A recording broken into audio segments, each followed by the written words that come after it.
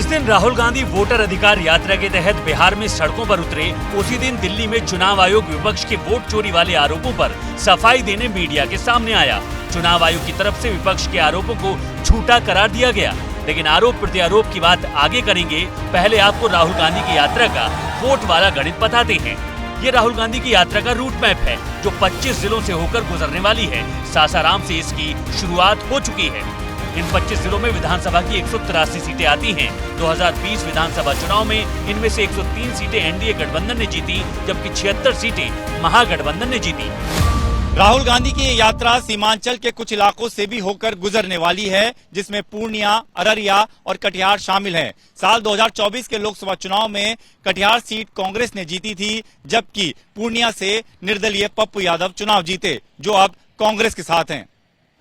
सीमांचल मुस्लिम बहुल आबादी वाला क्षेत्र है। ऐसे में सासाराम से होते हुए सीमांचल से गुजरकर राहुल गांधी मुस्लिम दलित वोट बैंक को साथ जोड़ने की कवायद कर रहे हैं। बीजेपी तो ये कह रही है कि आप भ्रमित कर रहे हैं, चुनाव आयोग भी कह रहा है कि भ्रमित कर रहे हैं। भ्रमित है। 65 जो वोटर लिस्ट काटे गए, ये भ्रमित है। हम कर रहे हैं, तुम्हारा लिस्ट है और तुम ही वेबसाइट पे डालने को डर रहे। देश के गरीब लोगों के वोट काट रहे हो, जो अनुसूचित जनजाति के लोगों का वोट काट रहे हैं। कांग्रेस को वोट चोरी वाले आरोपों में बिहार जीत की संजीवनी नजर आ रही है, लेकिन चुनाव आयोग कह रहा है कि वोट चोरी जैसे शब्दों का इस्तेमाल गलत है। सारे मीडिया के समक्ष ये कहना कि अगर मतदाता सूची में आपका नाम एक बार और है तो आपने 2 बार मतदान किया होगा और कानूनी अपराध किया होगा, और मेरे सारे मतदाताओं को अपराधी बनाना और चुनाव आयोग शांत रहे, संभव नहीं। हलफनामा देना होगा या देश से माफी मांगनी होगी, तीसरा विकल्प नहीं है। आपके माध्यम से मैं ये भी कहना चाहता हूं, अगर 7 दिन में हलफनामा नहीं मिला तो इसका अर्थ ये सारे आरोप निराधार हैं और हमारे मतदाताओं को ये कहना कि वो फर्जी हैं, इसके ऊपर जो भी इस बात को बोल रहा है उसको माफी मांगे। चुनाव आयोग राहुल गांधी से आरोपों पर हलफनामे की मांग कर रहा है।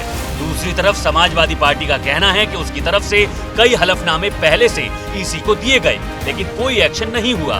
उधर चुनाव आयोग की सफाई पर बिहार की जनता क्या बोल रही है, वो आपको सुनाते हैं। वोट चोरी की जो बात है ये 110% सत्य है। इस पर आपको यकीन? बिल्कुल, लेकिन राहुल गांधी ने आवाज उठा करके शायद बिहार के नक्शा को बदलने का काम। इस बार बिहार में ये मुद्दा प्रभावी होगा, आप लोग मान रहे हैं? एकदम बिल्कुल प्रभावित होगा। ये पूरे देश का मामला है, ये अधिकार का मामला है। लोकतंत्र में वोट का सबसे बड़ा अधिकार होता है, और वोट का जो अधिकार जब छीन जाए तो ये बहुत ही बड़ा दुर्भाग्य है। वो इस व्यक्ति का जीवन का सबसे बड़ा चीज निकल जाता है। इस सब के बीच अब आपके लिए राहुल की यात्रा वाली रणनीति डिकोड करते हैं। वोटर अधिकार यात्रा से पहले राहुल गांधी भारत जोड़ो यात्रा और भारत जोड़ो न्याय यात्रा निकाल चुके हैं। 2022 से शुरू हुई भारत जोड़ो यात्रा के तहत राहुल गांधी ने लोकसभा की 71 सीटों को कवर किया। 2024 में 71 में से 56 सीटों पर कांग्रेस से चुनाव लड़ा और 23 सीटों पर जीत हासिल की। 2019 में कांग्रेस से इन 71 सीटों में से 65 पर चुनाव लड़ा था और 15 सीटें जीती थी। इसके बाद जनवरी 2024 से राहुल गांधी ने भारत जोड़ो न्याय यात्रा की शुरुआत की। इस यात्रा के तहत राहुल गांधी ने 82 लोकसभा सीटों का सफर तय किया।